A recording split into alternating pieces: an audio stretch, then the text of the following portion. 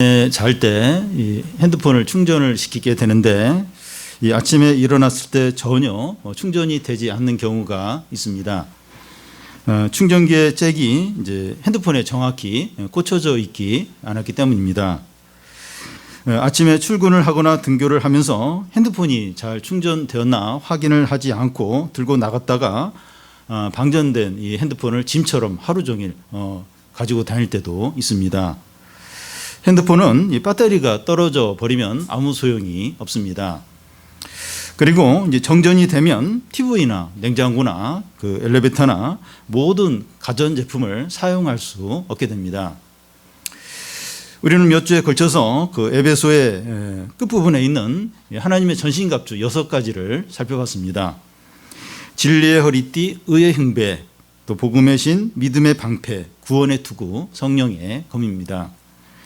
그런데 이어서 오늘 말씀에는 기도가 나옵니다. 그러면 기도는 하나님의 전신갑주 중에서 7번째 장비냐 하는 겁니다. 기도는 앞에서 나온 배터리와 같은 겁니다. 하나님의 전신갑주가 제대로 역할을 하려면 기도가 필요합니다. 우리는 기도를 통해서 믿음의 방패를 들고 구원의 투구를 쓰고 성령의 검을 사용하는 겁니다. 만약에 하나님의 전신갑주로 아무리 잘 무장을 했더라도 기도를 하지 않으면 제대로 싸울 수 없습니다. 그래서 우리는 사단의 공격과 충동질과 유혹이 올 때 기도를 통해서 의의 흉배를 붙이고 믿음의 방패를 들고 성령의 검을 들고 싸우는 겁니다. 에베소는 오늘 말씀으로 끝납니다. 우리가 읽지 않은 마지막 4절은 그냥 마지막 인사하는 내용입니다. 바울은 에베소서에서 하나님의 영원한 구원 계획과 또 교회의 영광과 우주적인 하나님의 섭리에 대해서 다루었습니다. 이것만 해도 놀랍고 대단하죠. 그런데 이런 놀라운 말씀을 한 후에 무엇으로 결론을 내리는가 하면 기도하라는 겁니다. 하나님의 말씀을 아는 것이 전부가 아니라 기도를 해야 한다는 겁니다. 하나님의 말씀을 듣는 것은 기도하기 위한 것이라는 겁니다. 말씀을 듣기만 하고 기도하지 않으면 교만하게 되고 사단과의 싸움에서 이기지 못합니다. 바울은 에베소 성도와 오늘 우리에게 이 놀라운 말씀을 들었으니 이제는 전심으로 기도하라는 겁니다. 오늘 말씀은 기도를 어떻게 해야 되고 무엇을 기도해야 되는가 하는 것을 말씀합니다. 먼저 기도를 어떻게 하는가 하는 겁니다. 18절을 보면 모든 기도와 간구를 하되 항상 성령 안에서 기도하고 이를 위하여 깨어 구하기를 항상 힘쓰며 여러 성도를 위하여 구하라. 먼저 모든 기도와 간구를 하라는 겁니다. 이것은 2가지 의미인데 하나는 모든 일을 기도하라는 겁니다. 우리는 많은 경우에 우리가 감당하기 힘든 경우가 있을 때, 힘든 어려움이 있을 때만 기도하는 경향이 있습니다. 몸이 아플 때 의사를 찾아가듯이 문제가 있을 때만 기도하는 겁니다. 그런데 모든 일을 기도하라는 것은 이 모든 일에 하나님의 주권을 인정하고 하나님을 의지하라는 겁니다. 일이 잘 되고 편안할 때도 기도하라는 겁니다. 그러면 어려울 때는 무슨 기도를 해야 합니까? 어려울 때는 낙심해서 하나님을 의심하거나 또 불평하지 않도록 어려움이 잘 해결되도록 기도하는 겁니다. 그런데 이제 평안할 때는 무슨 기도를 해야 합니까? 영적으로 게으르지 않고 교만하지 않고 하나님보다 눈에 보이는 걸 더 의지하지 않도록 기도하는 겁니다.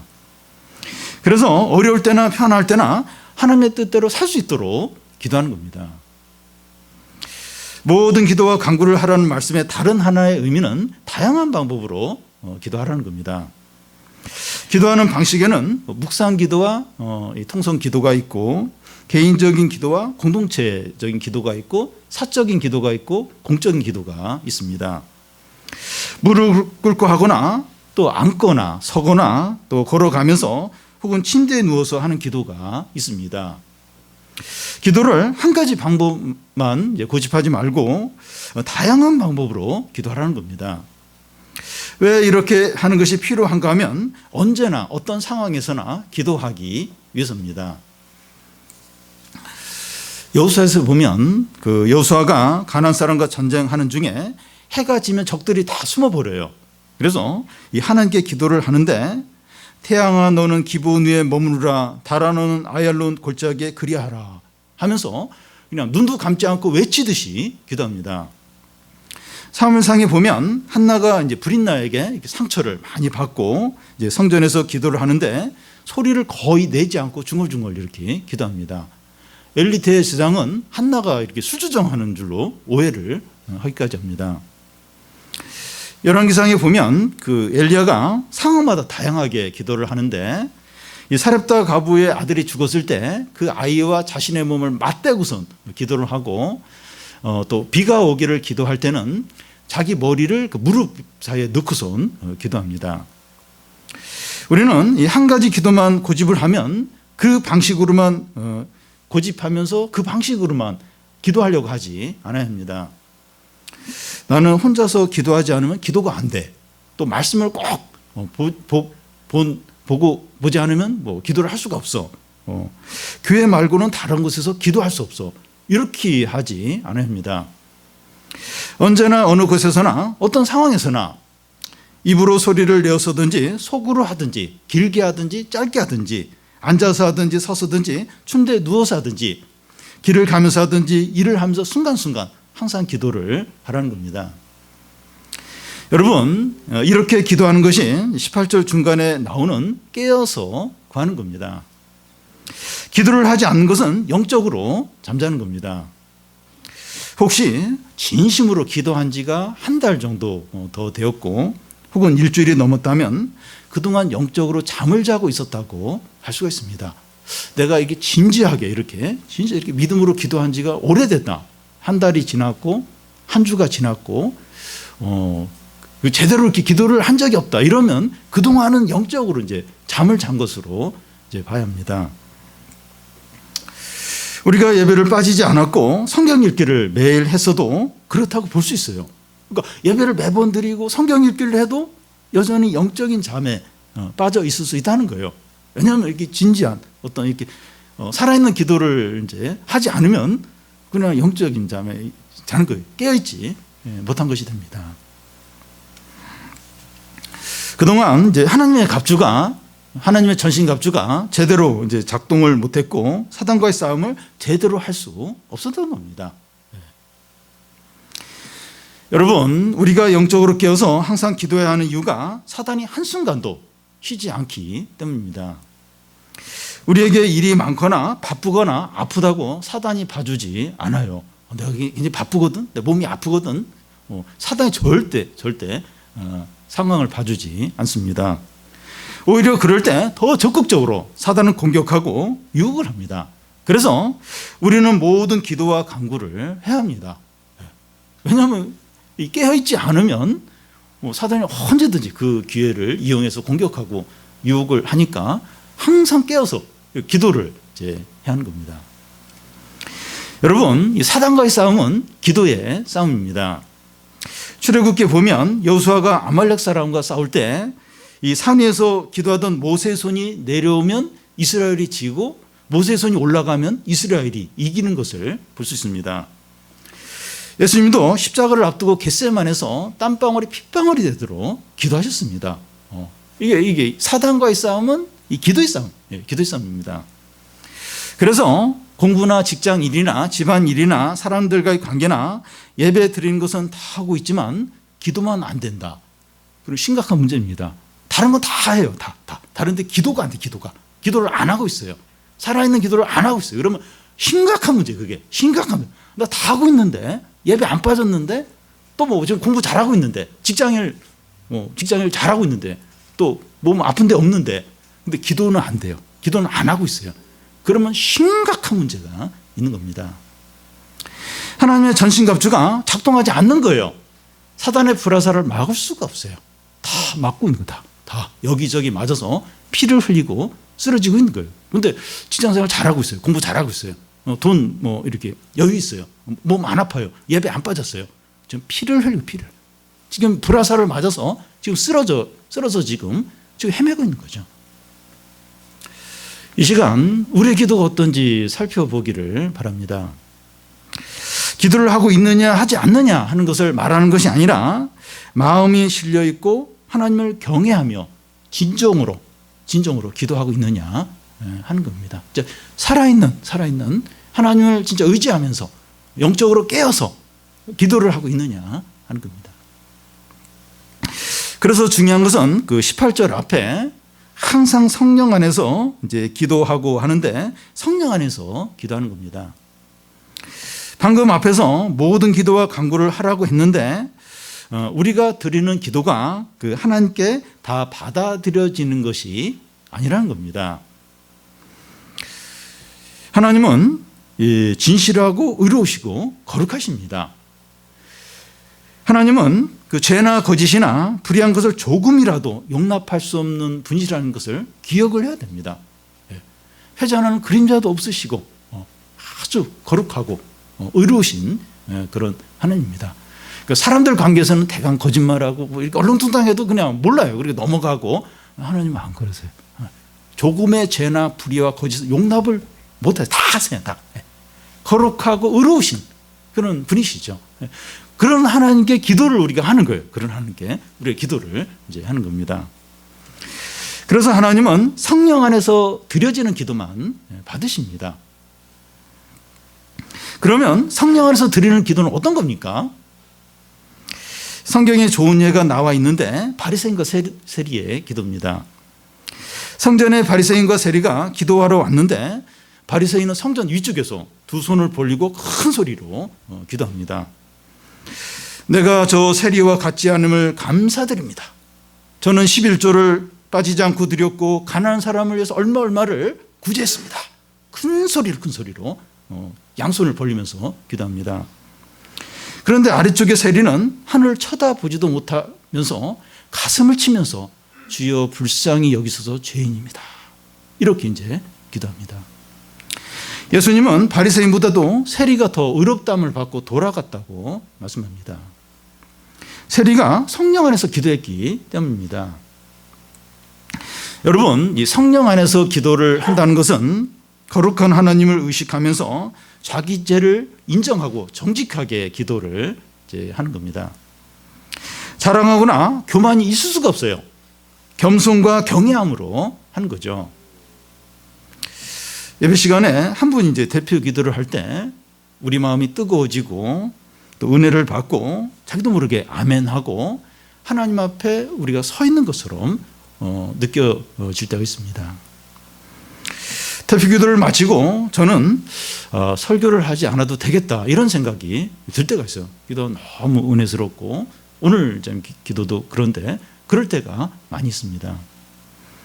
그 기도가 유창해서가 아니라 영광의 하나님을 느끼게 하고 우리 죄를 생각나게 하고 우리가 하나님을 강하게 느낄 수 있도록 하기 때문이죠. 이런 기도가 성령 안에서 하는 기도입니다. 여러분, 우리가 이제 사도신경을 예배 시작하기 전에 이렇게 암송을 하는데 요즘은 이제 못하고 있지만 아무 생각 없이 암송할 가능성이 많습니다. 우리가 중언부언하고 하나님보다도 다른 사람을 더 의식하며 마음이 실리지 않는 기도를 습관적으로 하기가 쉽습니다. 그래서 우리가 언제나 어디서나 기도하지만 성령 안에서 해야 합니다. 그러니까 기도를 할 때 내가 성령 안에서 하는가 이걸 자꾸 확인을 해야 돼요. 내가 지금 중언부언하고 있지 않는가. 하나님보다 사람들을 너무 의식하면서 특히 대표 기도할 때 좀 그럴 수 있는데 내가 그렇게 지금 기도하고 있는 건 아닌가 자꾸 확인을 해야 합니다. 로마서 8장 26절에 오직 성령이 말할 수 없는 탄식으로 우리를 위하여 친히 간구하시니라고 합니다. 성령이 우리 안에서 우리를 위해서 탄식하면서 기도하신다는 거예요. 우리가 항상 기도하는데 성령을 의식하고 의지하면서 기도하는 겁니다. 다시 말해서 기도할 때마다 거룩한 하나님을 의식하고 성령을 의지하고 마음을 다해서 하는 겁니다. 이 성령 안에서 기도하는 것이 왜 중요한가 하면 우리가 하는 기도가 성령이 하는 기도가 되기 때문입니다. 좀 말이 어눌하고 또 표현이 좀 부족하고 그래도 우리가 성령 안에서 기도할 때 우리 기도가 그 성령이 하는 기도가 돼요. 하나님 다 받으시죠. 다 들으시는 기도가 되기 때문에 이게 중요한 겁니다. 우리는 오늘 말씀을 이제 들으면서 기도를 열심히 해야겠구나 하는 생각을 하다가 이 성령 안에서 하라는 이제 말씀을 듣고 기도를 많이 하면 안 되겠구나, 열심히 하면 안 되겠구나 이런 생각이 들 수 있습니다. 이 기도를 이제 제한받는 느낌이 들어요. 기도 그래요. 그 모든 기도, 모든 일을 해야지, 항상 해야지. 근데 성령 안에서 해야 된다 이러면 딱 제한이 받는 거예요. 기도하면 안 되겠구나, 기도 함부로 하면 안 되겠구나 이러면서 딱 기도 못 하겠네 이런 생각이 들 수 있습니다. 그런데 이제 성령 안에서 진짜 열심히 기도하는 겁니다. 진짜 하나님 어떤 분인가 생각하고 진짜 이제 성령 안에서 열심히 이제 하는 거죠. 이 성령을 의지해서 언제나 어디서나 모든 일에 열심히 기도하시기 바랍니다.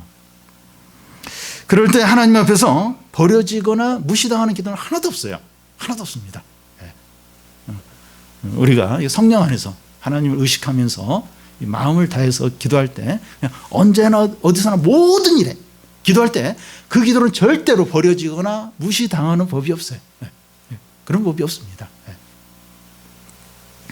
다음은 이제 무엇을 기도하느냐 하는 겁니다.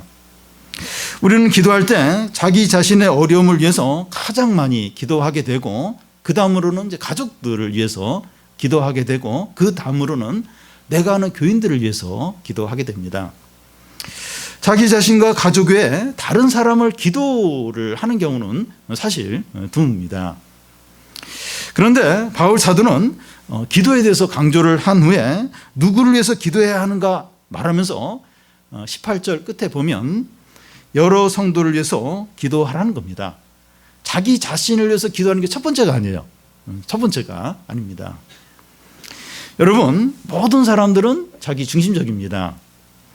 평소에 생각하는 것을 보면 자기와 관련된 것을 주로 생각해요. 나나 내 가족이나 자기와 관련된 걸 주로 생각합니다.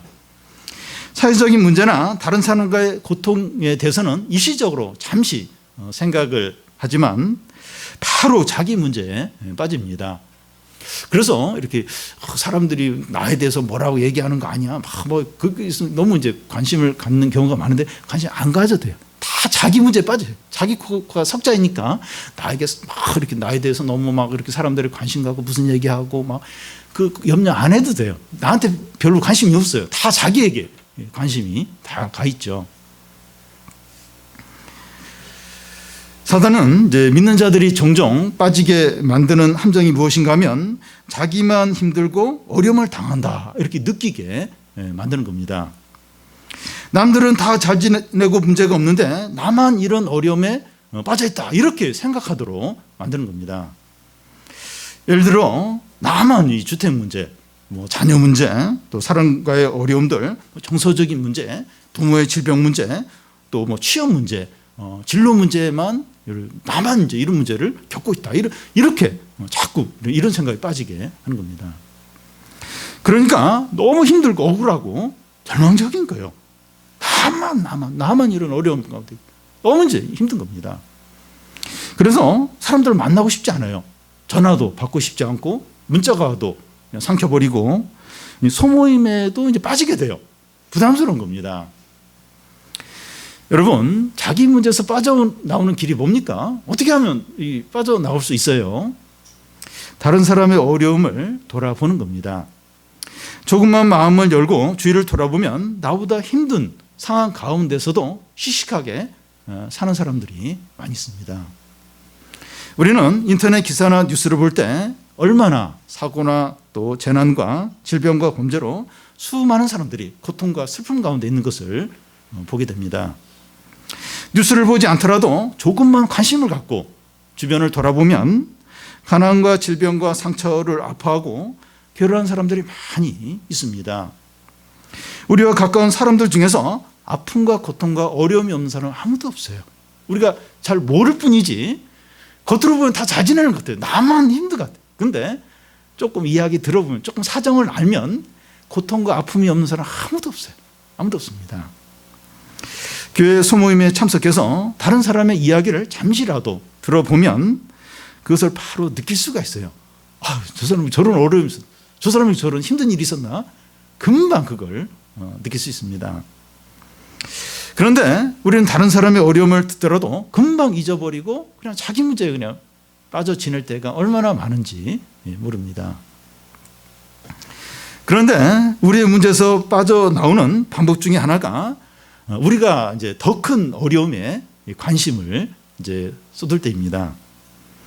전쟁의 소문이 들리면 정신병원에 입원한 환자들이 다 퇴원을 이제 하게 됩니다. 전쟁이 일어날 상황인데 자기 문제에 빠져 있을 겨를이 없기 때문이죠. 성도가 자기 문제에 빠져나오는 가장 좋은 방법은 다른 사람을 위해서 중보기도를 하는 겁니다. 아니, 내 문제도 힘들어 죽겠는데 다른 사람의 어려움까지 기도하는 건 더 힘든 것이 아닌가? 그렇지 않습니다. 어떤 분은 자기 가정에 큰 어려움이 있는데 다른 교우들의 더 큰 어려움을 도와주고 그러니라고 자기 어려움에 신경을 쓸 겨를이 없습니다. 그런 자신을 보면서 지금 내 문제도 해결하지 못하면서 지금 정신이 있는가 하는 생각이 들 수 있어요. 그런데 놀라운 것은 다른 교우들의 어려움을 위해서 뛰어다니고 기도하느라 시간을 다 보냈는데 어느 날 보니까 내 문제가 해결이 돼 있는 거예요. 잘 해결돼 있는 겁니다. 저의 경우를 조금 이야기를 하면요. 저에게도 이제 다른 사람들에게 이야기하지 못할 걱정과 고민들이 종종 있습니다. 저희 문제에 대해서 고민하고 걱정을 해야 되는데 계속 이렇게 설교 준비하고 성경 공부 준비하고 또 뭐 다른 교우들의 어려움들 기도하느라 제 문제에 대해서 이렇게 뭐랄까 고민하고 거기에 이렇게 빠져 있을 시간이 이제 별로 없는 거예요. 근데 시간이 지나고 보면 이게 그 문제가 해결돼 있고 생각보다 훨씬 더 잘 해결돼 있는 것을 볼 때가 많습니다. 여러 성도를 위해서 구하라는 겁니다. 왜 그렇게 해야 됩니까? 첫 번째는 내 문제에서 빠져 있지 않기 위해서이고, 두 번째는 우리보다 다른 사람이 훨씬 더 약하기 때문입니다. 우리가 힘들고 좌절하기 쉬운 것처럼 그들은 더 그렇다는 겁니다. 특히 큰 어려움 가운데 빠진 성도들은 좌절하기가 더 쉽습니다. 사단의 공격과 충동질에 넘어가기가 더 쉬운 거예요. 여러분, 한 성도라도 이 사단의 시험에 빠지면 그 영향은 개인에게서 그치는 것이 아니라 그 가족과 공동체에까지 영향을 끼치게 됩니다. 성도들 사이의 관계는 몸의 지체의 원리입니다. 몸 중에서 한 곳만 아파도 온몸이 아픈 것처럼 한 성도가 사단의 이 공격과 유혹에 넘어가면 그 영향이 공동체 전체에 미치게 됩니다. 가족이나 직장이나 모임에서 한 사람이라도 코로나에 감염이 되어 있으면 나머지 사람들도 감염될 확률이 높은 것과 같습니다. 여호수아에서 보면 그 아간이 사단의 충동질에 넘어가서 금덩어리 하나를 이제 숨기게 되는데 재앙이 이스라엘 전체에 미쳤습니다. 우리가 다른 성도를 위해서 기도해야 하는 이유가 여기에 있어요. 어떻게 보면 나를 위해서, 우리 전체를 위해서 그렇게 이제 해야 되는 겁니다. 우리는 한 몸이고 한 성전이기 때문입니다. 특히 코로나를 겪으면서 우리 사회가 이게 한 배를 타고 있다. 이걸 많이 느껴요. 그러니까 한 사람이 이렇게 뭔가 감염이 되면 전체에 미치니까 이게 우리가 한 가족이다, 한 공동체다. 이 생각을 이제 많이 하게 되죠. 그러니까 우리는 다 이게 한 몸이에요. 한 이제 지체들입니다. 한 곳이라도 문제가 생기면 그곳으로 이제 적들이 쳐들어요. 적이 쳐들어오기 때문입니다. 사단은 가족 중에서 가장 약한 사람이나 또 공동체에서 가장 약한 사람을 유혹하고 충동질할 때가 많습니다. 우리는 공동체 안에서 신앙이 약한 사람을 위해서 기도하고 특히 고난 가운데 있는 성도들을 위해서 간구를 해야 합니다. 고난 가운데 좀 더 약해요. 정서적으로, 영적으로 너무 이제 약한 가운데 있으면 더 그분을 위해서 더 많이 기도를 해야 합니다. 왜냐하면 사단이 그를 집중적으로 공격을 해서 가족 전체나 공동체에 큰 피해를 줄 수 있기 때문입니다. 어떤 면에서 약간 이기적일 수도 있는데 나를 위해서라도 기도해야 돼요. 그 약한 사람들 위해서. 약한 가족 중에서 또 공동체에 약한 사람. 왜냐하면 그래야 우리가 다 이렇게 잘 살 수 있기 때문이죠. 여러분, 우리는 우리의 어려움을 위해서 기도하지만 다른 성도들을 위해서 기도하지 못할 정도로 우리에게 치우쳐 있으면 안 됩니다. 그러니까 우리를 위해서 기도를 해야 돼요. 근데 다른 사람을 위해서 기도를 하지 못할 정도로 너무 우리 자신에 빠져 있으면 안 됩니다. 우리를 위해서는 어느 정도 하고 우리가 전심으로 기도를 해야 할 것은 다른 성도들의 어려움과 신앙을 위해서입니다. 그러면 우리 문제는 누가 챙겨주나 할 수 있는데 하나님이 챙겨주십니다. 하나님 나라와 그의 의를 구하라. 그리하면 하나님이 너희 것을 챙겨주신다고 말씀하십니다. 이게 성경의 원리예요. 내가 내 거 다 책임지고 다 책임지고 그게 아니고 나는 내 필요는 적당하게 하고 다른 사람의 필요를 우선적으로 하는 거예요. 그러면 하나님이 우리의 필요를 진정으로 책임져 주십니다. 이 몸의 원리가 똑같아요. 코가 문제가 있는데 코가 자신의 어떤 코 문제를 해결하려고 하면 해결이 안 되죠. 손이나 발이나 몸 전체가 이 코를 이렇게 병원에 가기도 하고 뭐 손으로 만져서 어떻게 하기도 하고 그래야 이제 코가 잘 회복이 되죠. 그러니까 서로 이제 이 지체들이니까 서로 다른 지체 어려움을 자기보다도 먼저 챙길 때 그것도 해결되고 몸 전체가 건강하게 되는 거죠. 이제 지체의 원리예요. 내 문제에 너무 빠져 있으면 안 되는 거예요. 다른 지체의 어떤 어려움과 필요를 더 우선적으로 구할 때 하나님 또 다른 지체가 내 문제를 도와주고 이제 해결이 되는 거죠. 그래서 우리는 이 다른 교우들을 위해서 기도할 때 내 기도를 한 것처럼 간절하게 기도해야 합니다. 다른 교우들을 위해서 모든 기도와 간구로 성령 안에서 기도하는 겁니다. 이렇게 할 때 우리 자신도 살고 다른 사람들도 살리고 하나님의 은혜를 풍성하게 함께 누리게 됩니다. 누구를 위해서 기도해야 하나? 두 번째는 말씀 사역자를 위해서 하라는 겁니다. 19절을 우리 같이 한번 읽겠습니다. 또 나를 위하여 구할 것은 내게 말씀을 주사 나로 입을 열어 복음의 비밀을 담대히 알리게 하옵소서 할 것이니. 바울이 자기를 위해서 기도 부탁을 한 것은 겸손하게 보이기 위해서가 아니라 실제로 간절하게 기도 부탁을 이제 하고 있습니다. 두 가지를 부탁하는데 하나는 말씀을 주시도록 기도 부탁을 합니다. 하나님의 말씀은 목회자가 연구하고 찾아내는 것이 아니라 하나님으로부터 주어지는 겁니다. 구약적인 표현으로 하나님께서 말씀을 선지자 입에 넣어주시는 겁니다. 말씀은 복음의 비밀이기 때문에 하나님이 계시로 알려주셔야 알 수 있습니다. 저 사람은 이제 공부를 많이 했고 지적이기 때문에 말씀을 잘 알 것이라고 생각하시는데 그렇지 않아요. 지적이건 지적이지 않건 간에 하나님의 복음의 비밀을 깨닫게 하시도록 말씀을 주셔야 됩니다. 다른 하나의 기도 부탁은 말씀을 담대히 전할 수 있게 해달라는 거예요. 여기서 이 담대히라고 하는 말은 자유로운 것을 말합니다. 사도행전에 보면 베드로와 요한이 설교를 하는데 대제사장이 놀래요. 아니 이 요한이나 저 베드로 저 제자들은 이 학문을 하지 않은 사람인데 어떻게 저렇게 담대하게 말씀을 잘 전할 수 있을까? 놀랍니다. 그래서 이 담대히라고 하는 말은 자유롭게 막힘이 없이 마음껏 말씀을 전하는 것을 가리킵니다. 바울은 말씀을 전할 때 담대히 전할 수 있게 해달라고 그렇게 기도 부탁을 합니다. 그런데 우리는 바울을 생각할 때 바울은 어느 곳에서나 담대히 말씀을 잘 전하지 않는가?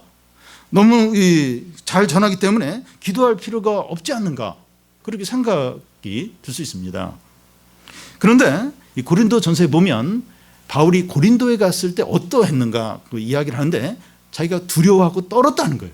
이 복음을 전했는데 너무 자기가 두렵고 떨었다고 이렇게 고백합니다. 우리는 이 설교를 잘하는 목사님을 보면 저분은 원래 설교를 잘하기 때문에 기도해 주지 않아도 주옥 같은 설교를 쏟아낼 것이다, 이렇게 생각을 합니다. 그런데 한 번씩, 자주는 아니지만 한 번씩 은혜도 안 되고 실망스러운 그 설교를 할 때가 있습니다. 그러면 그 목사님의 설교의 능력은 어느 정도, 어느 게 실제일까요? 평소에 잘할 때인가요? 아니면 한 번씩 못할 때인가요? 후자입니다. 그 목사님은 실제로 그 정도밖에 못하는 분입니다. 그런데 평소에 잘할 때는 하나님의 성령이 함께 하시기 때문이죠. 제 얘기를 이제 한번 또 하면, 제가 설교를 하면서 한 번씩 제 설교에 대해서 실망할 때가 있습니다. 그럴 때 저는 속상해요. 마음이 너무 이제 힘들어집니다.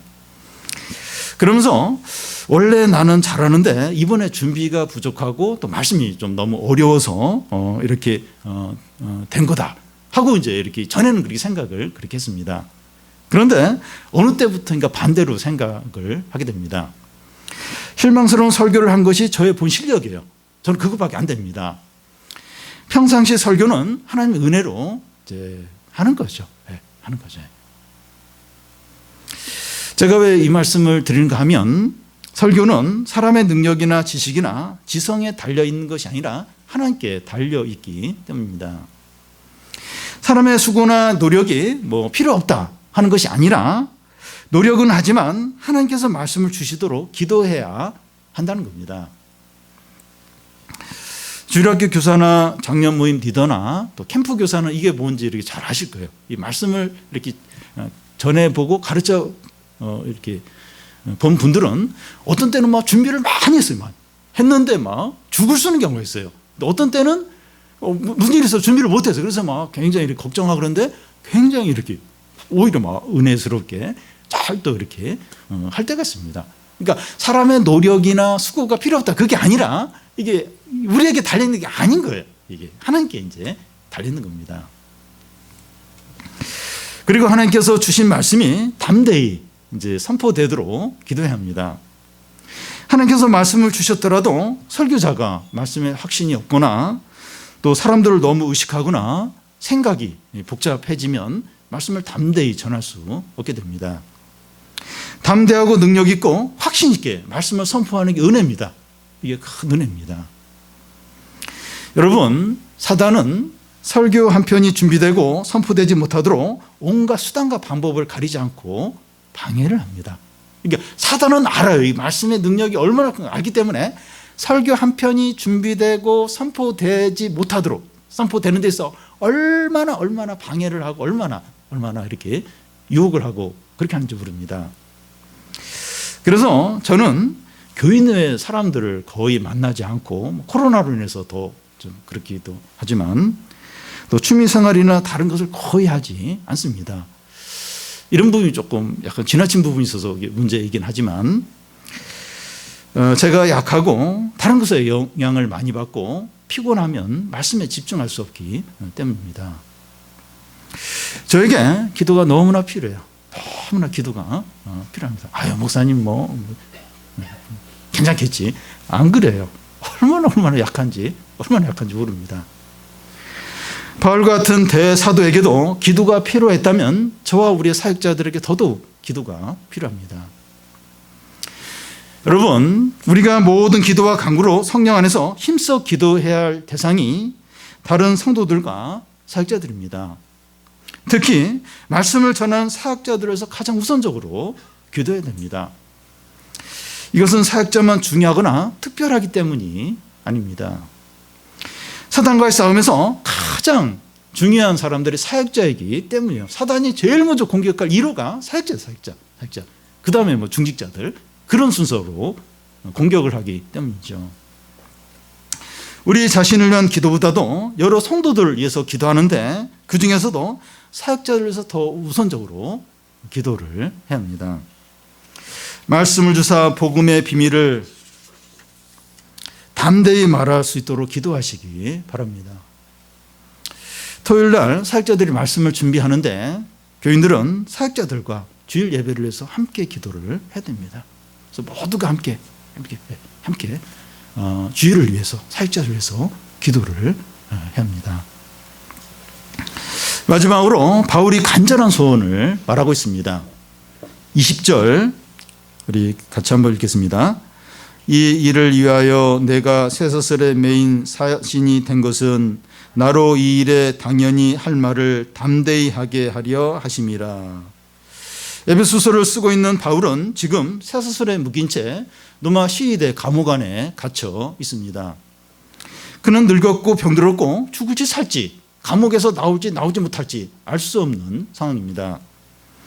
이런 상황 가운데서 그는 에베소 성도들에게 기도 부탁을 하는데 자기의 건강이나 안전이나 석방을 위해서 일체 부탁하지 않습니다. 자신의 유익을 위해서 아무것도 부탁하지 않습니다.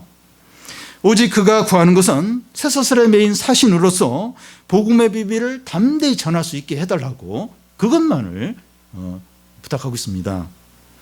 빌립보에서 말한 것처럼 내가 사나 죽으나 그리스도가 내 몸에서 존귀케 되기를 원한다는 거죠. 내가 어떻게 될지 모르지만 오직 내 몸에서 그리스도가 존귀케 되기를 원한다 하는 겁니다. 여러분, 바울도 우리와 같은 연약한 자입니다. 맛있는 거 먹고 싶고 쉬고 싶고 인정받고 싶고 편하고 싶고 우리가 똑같은 몸을 가진 그런 인간입니다. 그렇지만 고난 가운데서 하나님 나라와 하나님의 뜻을 전심으로 가장 우선적으로 구하고 있습니다. 바울은 자신을 쇠사슬에 매인 사신이라고 말합니다. 사신이란 정권 대사를 말하는데요. 한국에 보면 여러 나라 대사들이 와 있습니다. 각 대사들은 자기 나라의 대통령을 대신합니다. 바울은 만왕의 왕이신 예수 그리스도의 정권 대사로서 말할 수 없는 영광스러운 직책을 가지고 있습니다. 근데 외적으로 보면 쇠사슬에 묶여 있어요. 지금 바울은 예수 그리스도의 만왕의 왕 예수 그리스도 대사예요. 대신하예요. 근데 외적으로는 쇠사슬에 묶여 있습니다. 쇠사슬에 매인 사신, 이건 역설입니다. 바울은 본래의 신분과 외적인 것이 서로 모순이 돼요. 바울의 본래의 신분은 예수 그리스도의 사신이죠. 대사예요. 근데 지금 외적으로는 죄수입니다. 쇠사슬에 묶인 죄수니에요. 모순돼요. 반대가 됩니다. 그런데 이것이 복음의 비밀입니다. 질그릇 안에 보배가 감춰 있는 거죠. 오히려 보배가 질그릇 안에 있으니까 보배가 더 빛나게 돼요. 더 빛나게 됩니다. 여러분, 만약에 바울이 그 금사슬로 이렇게 몸을 치장하고 있는 큰 부자이거나 높은 지위에 있는 그런 사람이었다면 그 안에 복음이 잘 드러나지 않았을 겁니다. 그 사람이 얼마나 대단한가, 그 사람이 얼마나 훌륭한가, 얼마나 뛰어난가, 이것만 이제 드러나게 되죠. 그런데 쇠사슬에 묶여있는 죄수 안에 복음이 들어있으니까 너무나 빛나면서 잘 드러나는 겁니다. 그런데 신자는 바울처럼 다 이런 모습을 가져야 하거나 믿음이 좋으면 다 이렇게 되어야 하는 것은 아니지만 성도가 이런 모습을 가질 때 이상한 것은 아닙니다. 그러니까 예수 믿는 사람 다 바울처럼 이렇게 쇠사슬에 묶여야 된다. 또 믿음이 좋으면 다 이렇게 돼야 된다. 그건 아닌데 성도가 이런 모습을 가질 때 이게 이상한 건 아니라는 거예요. 여러분, 예수님도 그러셨어요. 예수님도 아무것도 없으셨고 참 평범하다 못해 훨씬 더 가난했고 외모로는 볼품이 없었습니다. 믿음이 좋은 분들 중에 쇠사슬에 묶인 것처럼 고난과 고통 가운데 있는 분들이 많이 있습니다. 그 이유는 그 안에 있는 복음이 잘 드러나서 다른 사람에게, 주위에 있는 사람들에게 복음이 잘 전해지도록 하기 위해서입니다. 근데 믿음도 좋고 또 막 머리도 좋고 사회적으로 유명하고 출세하고 이러면 그분 안에 복음이 있어요. 그래서 사람들이 예수님 믿으니까 참 저렇게 훌륭하구나, 이제 그런 걸 같이 보면서 실제로 더 드러나는 것은 복음보다도 그 사람이 더 드러날 가능성이 많아요. 실제로 그래요. 복음보다도 그 사람의 어떤 뛰어남, 그걸 더 사람들이 주목을 하게 됩니다. 질그릇 안에 감추인 보배, 이 쇠사슬에 묶인 이 사신, 이것이 복음의 비밀이고 성도의 정체성입니다. 질근 안에 감추인 법에 쇠사슬에 묶인 사신이 성도가 어떤 자인가를 잘 보여줘요. 참 성도가 어떤 자인가 이것만큼 잘 보여주는 게 없습니다. 보배가 질그릇 안에 감춰져 있어요. 그리고 쇠사슬에 묶인 사신입니다. 이게 성도죠. 이게 복음입니다. 이게 복음입니다. 그런데 이것이 세상 사람들에게 걸림돌이 돼요. 걸림돌이. 그러니까 예수 믿으면 다 부자 되고 다 성공하고 다 대학 들어가고 다 이렇게 돈도 많이 벌고 이러면 서로 막 예수 믿으려고 하죠. 근데 쇠사슬에 묶여 있어요. 질그릇 안에 보배가 이제 있는 겁니다. 왜 이렇게 합니까? 외적인 어떤 뛰어남, 외적인 대단함을 보고 천국에 들어가지 못하도록, 그걸로 구원받지 못하도록 외모는 외적으로는 볼품없게 하는 거예요. 진짜 믿음으로만 구원받고 영생을 얻도록 하기 위해서인 거죠. 여러분, 사신이 쇠사슬에 매여 있다고 해서 사신이 아닌 것이 아닙니다. 바울은 그리스도의 사신인 자신이 얼마나 존귀하고 영광스럽고 권세가 있는 줄 알고 쇠사슬에 묶인 것으로 좌절하지 않고 끝까지 사신으로 살기를 이제 원하고 있습니다. 사도행전 26장에 보면 바울이 베수도 총독과 많은 귀족들과 관리들 앞에서 재판을 받습니다. 바울은 자기가 무죄함을 증거하기 위해서 복음을 이렇게 전하게 되는데, 이 베수도 총독은 바울아, 네가 나를 그리스도인 만들려고 하느냐 이렇게 말하자 바울은 내가 쇠사슬에 묶인 거에는 여기에 있는 모든 사람들이 다 나와 같이 되기를 원한다고 당당하게 말했습니다. 쇠사슬에 매인 사신은 신자인 우리 모두의 정체성입니다. 우리의 정체성, 성도인 정체성이 뭐냐? 이 쇠사슬에 묶인 사신, 이겁니다. 우리는 쇠사슬에 매인 그리스도의 대사들입니다. 그런 자들이죠. 우리는 이 보배인 보물을 가졌지만 겉은 질그릇이에요. 보배, 보물인 복음을 다 갖고 있어요. 그런데 이 질그릇, 우리의 외모는 우리의 겉은 질그릇입니다. 질그릇이나 쇠사슬은 우리의 고난이나 고통이나 낮은 위치를 가리킵니다. 우리의 겉이, 우리 참 존귀한 자인데 겉은 질그릇이에요. 쇠사슬이에요. 그러니까 고통과 고난과 이렇게 뭐 자랑할 것도 없고 낮은 어떤 지위, 이런 게 우리의 이제 겉모습일 수 있습니다. 성도인 우리에게 고난과 어려움과 아픔이 많습니다. 이 보배로운 자인데 왜 이렇게 어려움이 많을까? 그래요. 이게 우리의 현실입니다. 어떻게 해야 됩니까? 쇠사슬이나 질그릇 같은 고난에 너무 의미를 부여하지 말고, 거기에 너무 의미를 부여하면 안 돼요. 부여하지 말고 우리가 얼마나 복되고 존귀하고 영광된 자인가 하는 것을 확신하는 겁니다. 너무 외적인 거, 거기에 너무 이제 비중을 많이 두는 것이 아니라 내가 얼마나 복되고 영광되고 존귀한 자인가 확신하는 확신.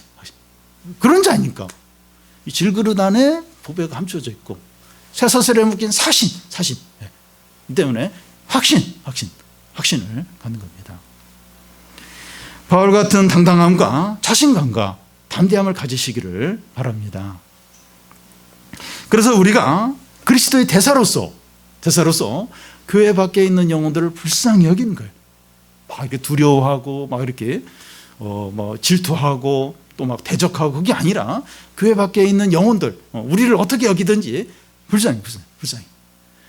그리고 내 문제를 위해서 기도하지만 다른 성도들의 그 어려움과 필요해서 더 우선적으로 기도하고, 또 사역자들 위해서 기도하는 사역자들 위해서 기도하는 겁니다. 그래서 하나님의 은혜와 사랑과 축복과 부흥을 풍성하게 누리는 성도들이 되시기를 바랍니다.